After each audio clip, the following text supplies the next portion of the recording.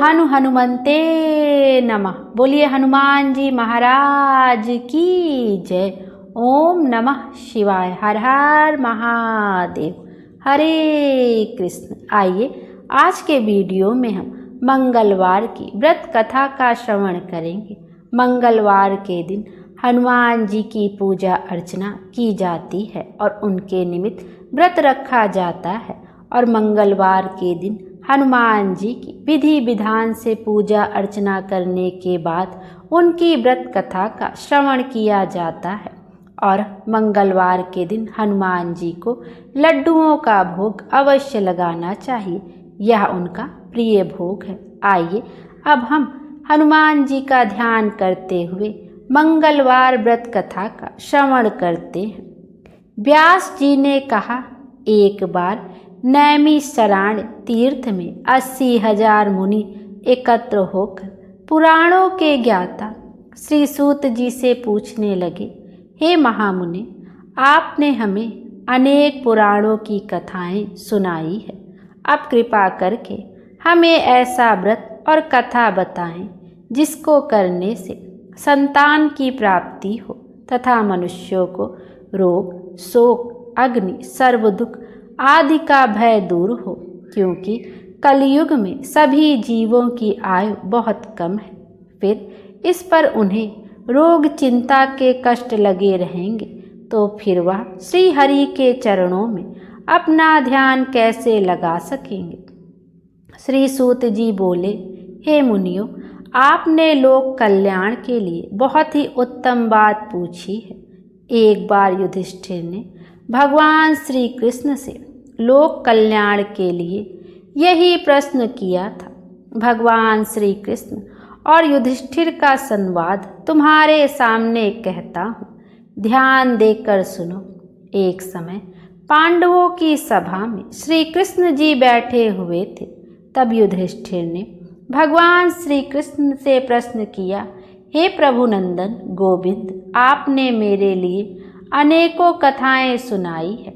आज आप कृपा करके ऐसा व्रत या कथा सुनाएं जिसको करने से मनुष्य को रोग चिंता का भय समाप्त हो और उसको पुत्र की प्राप्ति हो। हे प्रभु, बिना पुत्र के जीवन व्यर्थ है। पुत्र के बिना मनुष्य नरकगामी होता है। पुत्र के बिना मनुष्य पितृ ऋण से छुटकारा नहीं पा सकता और ना ही उसका पुन्नग नामक नरक से उद्धार हो सकता है। अतः पुत्रदायक व्रत बतलाएं। श्री कृष्ण भगवान बोले, हे राजन, मैं तुम्हें एक प्राचीन इतिहास सुनाता हूँ, उसे ध्यान पूर्वक सुनो। कुंडलपुर नामक एक नगर था। उसमें नंदा नामक एक ब्राह्मण रहता था। भगवान की कृपा से उसके पास सब कुछ था, फिर भी वह दुखी रहता था। इसका कारण यह था कि ब्राह्मण की स्त्री सुनंदा के कोई संतान नहीं थी। सुनंदा पतिव्रता थी, भक्ति पूर्वक श्री हनुमान जी की आराधना किया करती थी। मंगलवार के दिन व्रत करके अंत में भोजन बनाकर हनुमान जी को भोग लगाने के बाद स्वयं भोजन करती थी। एक बार मंगलवार के दिन ब्राह्मणी गृह कार्य की अधिकता के कारण हनुमान जी को भोग ना लगा सकी, तो इस पर उसे बहुत दुख हुआ। उसने कुछ भी नहीं खाया और अपने मन में प्रण किया कि अब तो अगले मंगलवार को ही हनुमान जी को भोग लगाकर अन्न जल ग्रहण करूंगी। ब्राह्मणी सुनंदा प्रतिदिन भोजन बनाती, श्रद्धापूर्वक अपने पति को खिलाती, परंतु स्वयं भोजन नहीं करती और मन ही मन श्री हनुमान जी की आराधना करती रहती। इसी प्रकार 6 दिन गुजर गए और ब्राह्मणी सुनंदा अपने निश्चय के अनुसार भूखी प्यासी निराहार रही। अगले मंगलवार को ब्राह्मणी सुनंदा प्रातःकाल ही बेहोश होकर गिर पड़ी। ब्राह्मणी सुनंदा की इस असीम भक्ति के प्रभाव से श्री हनुमान जी बहुत प्रसन्न हुए और प्रकट होकर बोले, सुनंदा, मैं तेरी भक्ति से बहुत प्रसन्न हूँ, तो उठ और वर मांग। सुनंदा अपने आराध्य देव श्री हनुमान जी को देखकर आनंद की अधिकता से विह्वल हो श्री हनुमान जी के चरणों में गिरकर बोली, हे प्रभु, मेरी कोई संतान नहीं है, कृपया करके मुझे संतान प्राप्ति का आशीर्वाद दें, आपकी अति कृपा होगी। श्री महावीर जी बोले, तेरी इच्छा अवश्य पूर्ण होगी, तेरे एक कन्या पैदा होगी, उसके अष्टांग प्रतिदिन सोना दिया करेंगे। इस प्रकार कहकर श्री महावीर जी अंतर ध्यान हो गए। ब्राह्मणी सुनंदा बहुत हर्षित हुई और सभी समाचार अपने पति से कहा। ब्राह्मण देव कन्या का वरदान सुनकर कुछ दुखी हुए, परंतु सोना मिलने की बात सुनी तो बहुत प्रसन्न हुए। विचार किया कि ऐसी कन्या के साथ मेरी निर्धनता भी समाप्त हो जाएगी। श्री हनुमान जी की कृपा से वह ब्राह्मणी गर्भवती हुई और 10वें महीने में उसे बहुत ही सुंदर पुत्री प्राप्त हुई। यह बच्ची अपने पिता के घर में ठीक उसी तरह से बढ़ने लगी जिस प्रकार शुक्ल पक्ष का चंद्रमा बढ़ता है। 10वें दिन ब्राह्मण ने उस बालिका का नामकरण संस्कार कराया। उसके कुल पुरोहित ने उस बालिका का नाम रत्नावली रखा, क्योंकि यह कन्या सोना प्रदान किया करती थी। इस कन्या ने पूर्व जन्म में बड़े ही विधान से मंगल देव का व्रत किया था। रत्नावली का अष्टांग बहुत सा सोना देता था। उस सोने से नंदा ब्राह्मण बहुत ही धनवान हो गया। अब ब्राह्मणी भी बहुत अभिमान करने लगी थी। समय बीतता रहा। अब रत्नावली 10 वर्ष की हो चुकी थी। एक दिन जब नंदा ब्राह्मण प्रसन्नचित्त था, तब सुनंदा ने अपने पति से कहा, मेरी पुत्री रत्नावली विवाह के योग्य हो गई है, अतः आप कोई सुंदर तथा योग्य वर देखकर इसका विवाह कर दें। यह सुन ब्राह्मण बोला, अभी तो रत्नावली बहुत छोटी है। तब ब्राह्मणी बोली, शास्त्रों की आज्ञा है कि कन्या 8वें वर्ष में गौरी, 9 वर्ष में रोहिणी, 10वें वर्ष में कन्या, इसके पश्चात रजस्वला हो जाती है। गौरी के दान से पाताल लोक की प्राप्ति होती है, रोहिणी के दान से बैकुंठ लोक की प्राप्ति होती है, कन्या के दान से इंद्रलोक में सुखों की प्राप्ति होती है। अगर हे पति देव रजस्वला का दान किया जाता है तो घोर नरक की प्राप्ति होती है। इस पर ब्राह्मण बोला, अभी तो रत्नावली मात्र 10 वर्ष की ही है और मैंने तो 16-16 साल की कन्याओं के विवाह कराए हैं, अभी जल्दी ही क्या है। ब्राह्मणी सुनंदा बोली, आपको तो लोभ अधिक हो गया है। शास्त्रों में कहा गया है कि माता पिता और बड़ा भाई रजस्वला कन्या को देखते हैं तो वह अवश्य ही नरकगामी होते हैं। तब ब्राह्मण बोला, अच्छी बात है, कल मैं अवश्य ही योग्य वर की तलाश में अपना दूत भेजूंगा। दूसरे दिन ब्राह्मण ने अपने दूत को बुलाया और आज्ञा दी कि जैसी सुंदर मेरी कन्या है वैसा ही सुंदर वर उसके लिए तलाश करो। दूत अपने स्वामी की आज्ञा पाकर निकल पड़ा। पंपई नगर में उसने एक सुंदर लड़के को देखा। यह बालक एक ब्राह्मण परिवार का बहुत गुणवान पुत्र था। इसका नाम सोमेश्वर था।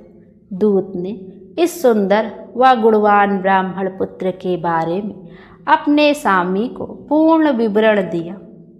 ब्राह्मण नंदा को भी सोमेश्वर बहुत अच्छा लगा और फिर शुभ मुहूर्त में विधि पूर्वक कन्यादान करके ब्राह्मण ब्राह्मणी संतुष्ट हुए। परंतु ब्राह्मण के मन तो लोभ समाया हुआ था। उसने कन्यादान तो कर दिया, पर वह बहुत खिन्न भी था। उसने विचार किया कि रत्नावली तो अब चली जाएगी और मुझे इससे जो सोना मिलता था वह अब मिलेगा नहीं। मेरे पास जो धन था कुछ तो इसके विवाह में खर्च हो गया और जो शेष बचा है वह भी कुछ दिनों पश्चात समाप्त हो जाएगा। मैंने तो इसका विवाह करके बहुत बड़ी भूल कर दी है।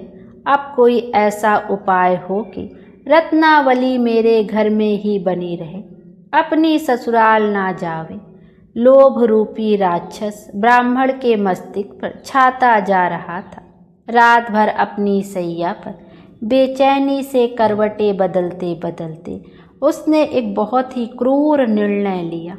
उसने विचार किया कि जब रत्नावली को लेकर उसका पति सोमेश्वर अपने घर के लिए जाएगा तो वह मार्ग में छिपकर सोमेश्वर का वध कर देगा और अपनी लड़की को अपने घर ले आवेगा, जिससे नियमित रूप से उसे सोना भी मिलता रहेगा और समाज का कोई मनुष्य उसे दोष भी नहीं दे सके। प्रातःकाल हुआ तो नंदा और सुनंदा ने अपने जमाई तथा लड़की को बहुत सारा धन देकर विदा किया। सोमेश्वर अपनी पत्नी रत्नावली को लेकर ससुराल से अपने घर की तरफ चल दिया। ब्राह्मण नंदा महालोभ के वशीभूत हो अपनी मति खो चुका था। पाप पुण्य को उसे विचार ना रहा था। अपने भयानक व क्रूर निर्णय को कार्य रूप देने के लिए उसने अपने दूत को मार्ग में अपने जमाई का वध करने के लिए भेज दिया था, ताकि रत्नावली से प्राप्त होने वाला सोना उसे हमेशा मिलता रहे और वो कभी निर्धन ना हो। ब्राह्मण के दूत ने अपने स्वामी की आज्ञा का पालन करते हुए उसके जमाई सोमेश्वर का मार्ग में ही वध कर दिया। समाचार प्राप्त कर ब्राह्मण नंदा मार्ग में पहुंचा और रुदन करती अपनी पुत्री रत्नावली से बोला, हे पुत्री, मार्ग में लुटेरों ने तेरे पति का वध कर दिया है। भगवान की इच्छा के आगे किसी का कोई वश नहीं चलता है। अब तू घर चल, वहाँ पर ही रहकर शेष जीवन व्यतीत करना। जो भाग्य में लिखा है वही होगा। अपने पति की अकाल मृत्यु से रत्नावली बहुत दुखी हुई। करुण क्रंदन व रुदन करते हुए अपने पिता से बोली, हे पिताजी, इस संसार में जिस स्त्री का पति नहीं है उसका जीना व्यर्थ है। मैं अपने पति के साथ ही अपने शरीर को जला दूंगी और सती होकर अपने इस जन्म को, माता पिता के नाम को तथा सास ससुर के यश को सार्थक करूंगी। ब्राह्मण नंदा अपनी पुत्री रत्नावली के वचनों को सुनकर बहुत दुखी हुआ। विचार करने लगा, मैंने व्यर्थ ही जमाई वध का पाप अपने सिर लिया। रत्नावली तो उसके पीछे अपने प्राण तक देने को तैयार है। मेरा तो दोनों तरफ से मरण हो गया। धन तो अब मिलेगा नहीं। जमाई वध के पाप के फलस्वरूप यम यातना भी भुगतनी पड़ेगी। यह सोचकर वह बहुत खिन्न हुआ। सोमेश्वर की चिता बनाई गई। रत्नावली सती होने की इच्छा से अपने पति का सिर अपनी गोद में रखकर चिता में बैठ गई।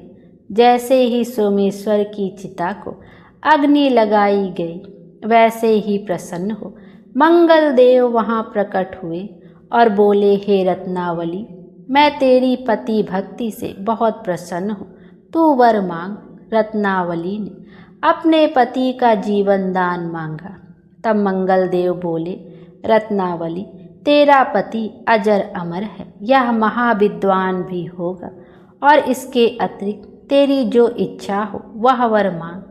तब रत्नावली बोली, हे ग्रहों के स्वामी, यदि आप मुझ पर प्रसन्न हैं तो मुझे यह वरदान दीजिए कि जो भी मनुष्य मंगलवार के दिन प्रातःकाल लाल पुष्प लाल चंदन से पूजा करके आपका स्मरण करे, उसको रोग व्याधि ना हो, स्वजनों का कभी वियोग ना हो, सर्प अग्नि तथा शत्रुओं का भय ना रहे।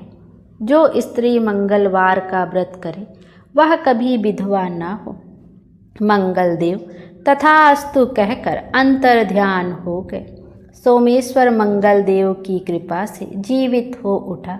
रत्नावली अपने पति को पुनः प्राप्त कर बहुत प्रसन्न हुई और मंगल देव का व्रत प्रत्येक मंगलवार को करके व्रतराज और मंगल देव की कृपा से इस लोक में सुख ऐश्वर्य को भोगते हुए अंत में अपने पति के साथ स्वर्गलोक को गई।